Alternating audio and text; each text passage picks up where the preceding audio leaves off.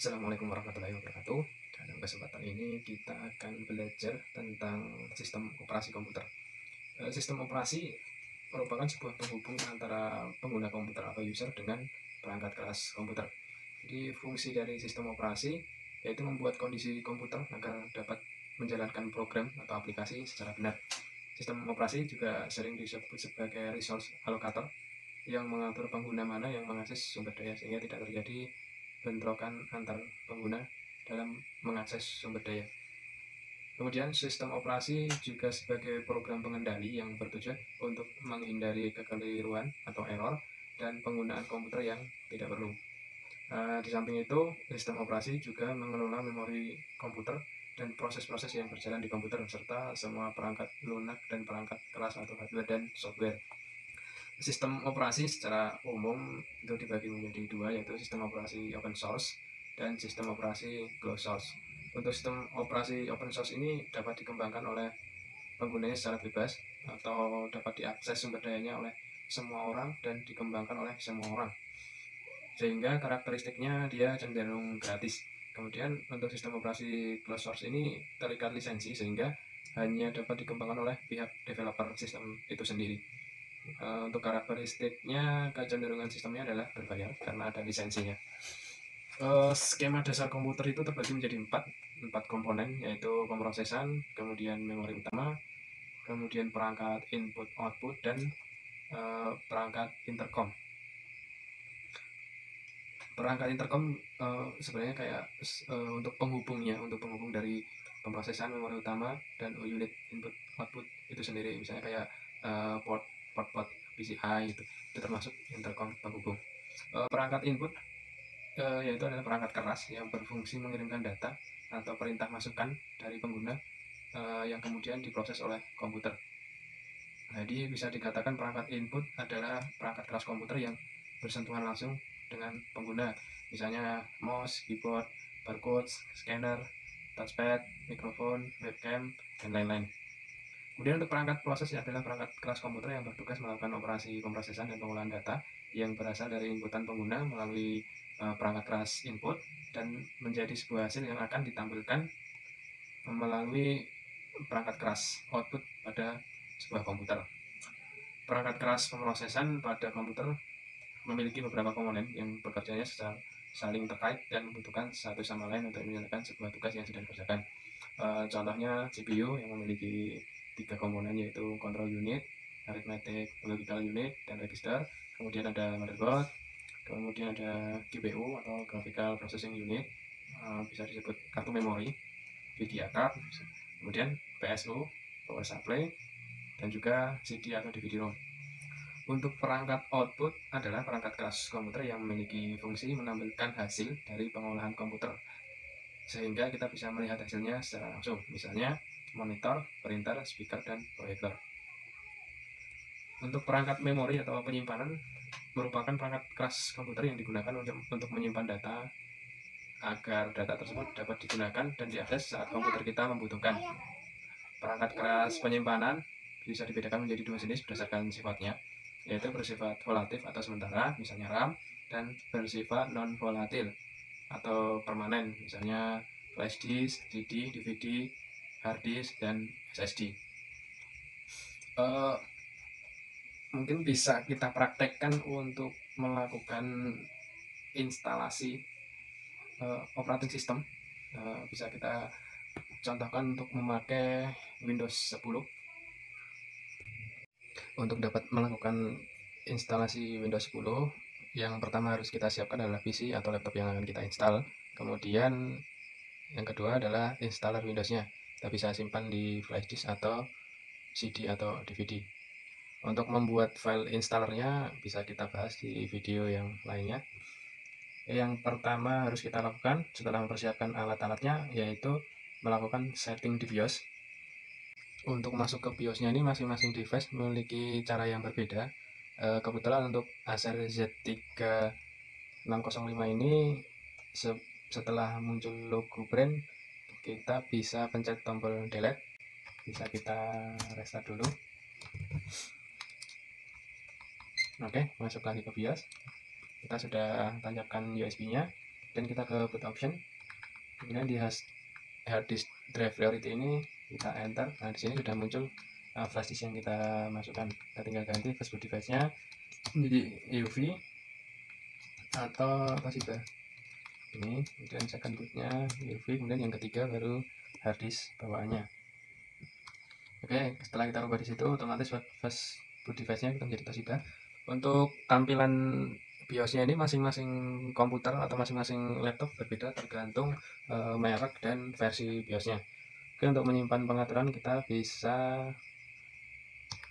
ke exit, kemudian save and exit setup. Oke, kita konfirmasi yes, kemudian kita tunggu untuk bootingnya. Nah, ini kita sudah masuk ke installernya. Kita pilih installernya, kesempatan kita mau install Windows 10 64 bit. Nah, untuk bitnya ini bisa disesuaikan untuk masing-masing device, ada yang 64 bit, ada juga yang 32 bit. Kita klik inputin normal mode. Untuk installernya juga bisa bervariasi tergantung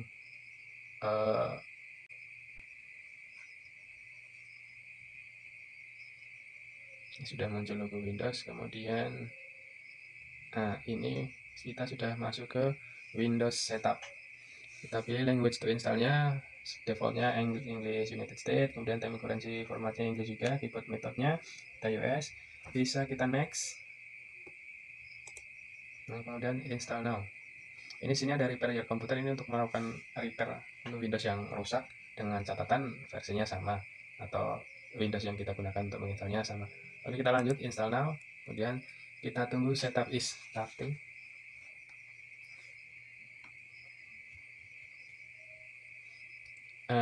Untuk yang pertama ada jendela activate Windows. Kita asumsikan kita tidak punya lisensi, jadi kita klik I don't have a product key. Atau kalau misalnya kita punya lisensi bisa langsung kita masukkan. Lisensinya ini biasanya kalau kita beli yang CD itu sudah tertera di CD-nya. Oke, kita pilih I don't have a product key. Nah, kita bisa pilih versi Windows 10-nya. Kita pilih untuk Windows 10 Pro saja, ini arsitekturnya disesuaikan dengan arsitektur prosesornya. Kita pilih yang 64 bit. Oke, kemudian kita pilih next.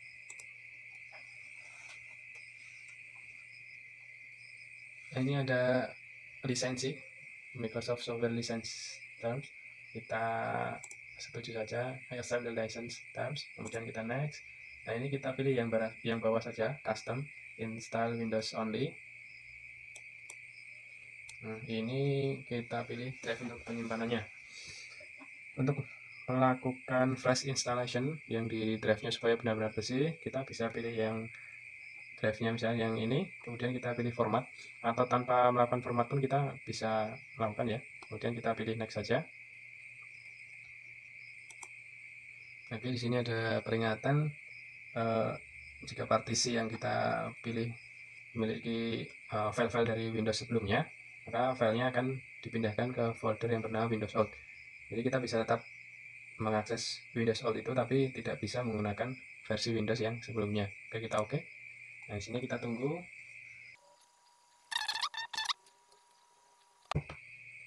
Oke, installing update sudah. Nah, di sini di progress bar ini juga ada ini ya, hijau ya. Nah, ini tunggu sampai penuh. Nah, ini Windows need to restart to continue. Ini di sini ada beberapa option, kita bisa lepas USB-nya atau tetap kita pasang, tapi beberapa device dia harus dilepas. Jadi untuk selanjutnya kita tunggu instruksi yang muncul di layar.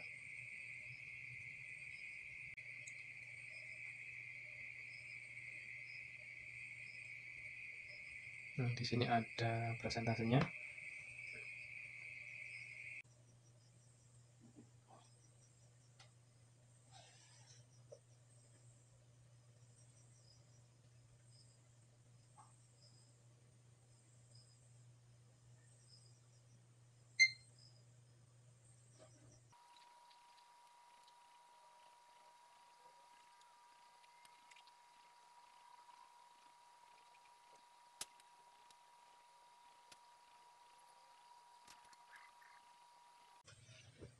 Untuk Windows 10 sendiri spesifikasi yang 64 bit. Untuk prosesor 64 bit disarankan minimum RAM-nya adalah 4 GB.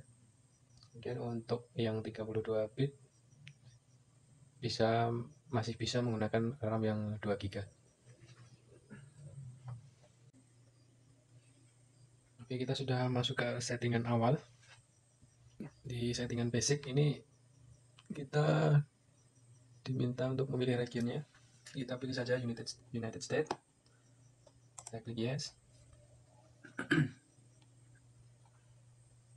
Kemudian untuk keyboard layoutnya kita gunakan yang ini, US saja. Apabila kita menambahkan keyboard layout bisa kita klik add layout, tapi untuk kali ini kita skip. Nah, ini untuk di bagian network ini akan muncul di sini kalau device-nya sudah support kartu jaringan. Kita bisa pilih akan sambungan di mana, kita konekkan. Oke, setelah connect kita pilih next.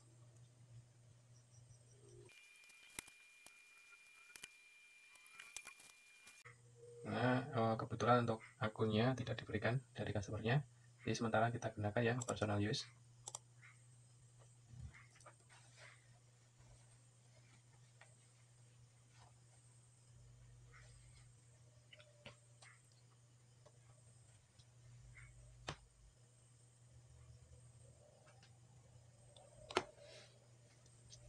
Kita bisa pilih offline account untuk apa?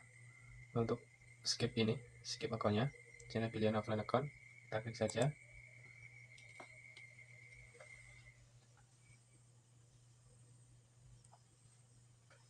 Kemudian di sini hanya infografis saja, bisa kita next. Ini untuk sign in to enjoy the full range of Microsoft Advanced Service, kita pilih yang limited experience saja. Ini bisa kita tambahkan akunnya. Misalnya ini kan untuk akun di ini customer di bagian keuangan, jadi kita bisa tuliskan di sini keuangan atau bendahara. Oke, kemudian kita pilih next. Password ini bisa kita isi atau kita skip juga. Kalau untuk skip kita kosongkan saja, kemudian pilih next. Oh ya, di sini di sebelah sini ada pilihan or even better use an online account. Jadi kalau kita mau pakai online account atau pakai akun Microsoft, bisa kita klik di sini. Oke, kembali lagi di sini untuk melakukan skip password kita klik next.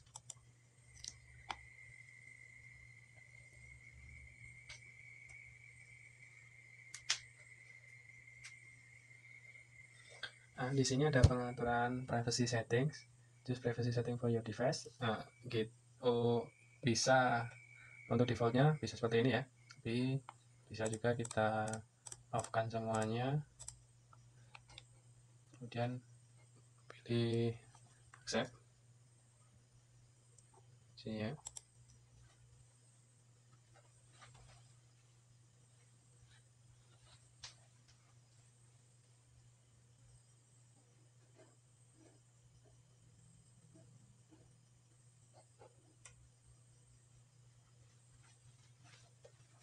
Untuk pengaturan di sini sebenarnya tidak terlalu penting sih ya, karena untuk experience saja.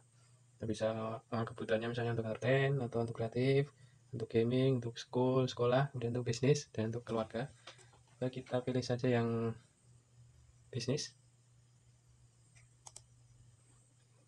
Kita accept. Sebenarnya bisa kita skip juga untuk bagian yang ini tadi untuk user experience-nya.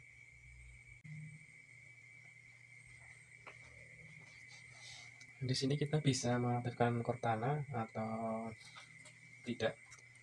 Di Cortana kayak semacam virtual assistant yang dengan suara ya mengaktifkannya. Untuk kali ini kita skip saja. Now. Nah, sini hampir selesai.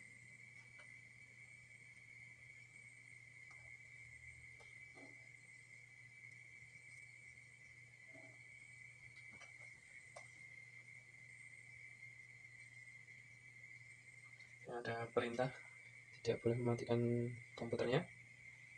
Ini kita biarkan seperti ini sampai prosesnya benar-benar selesai.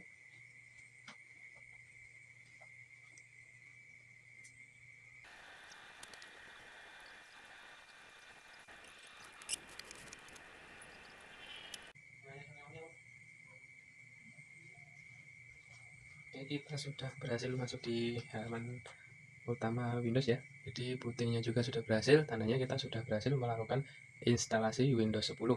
Jadi kita tadi menginstal Windows 10 Pro 64 bit.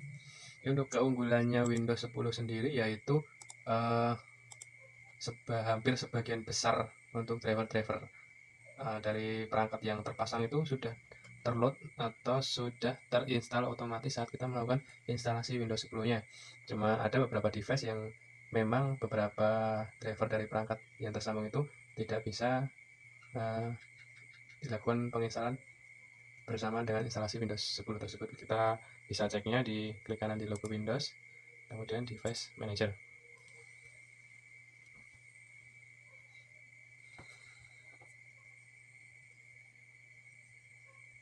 Oke, di sini terlihat hampir semua drivernya sudah terinstall ya.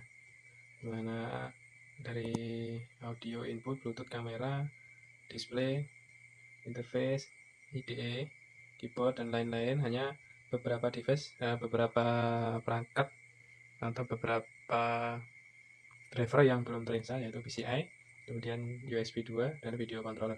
Untuk mengatasi ini kita bisa memakai bantuan dari aplikasi pihak ketiga seperti driver pack atau driver identifier.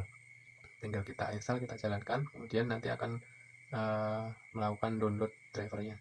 Oke, demikian untuk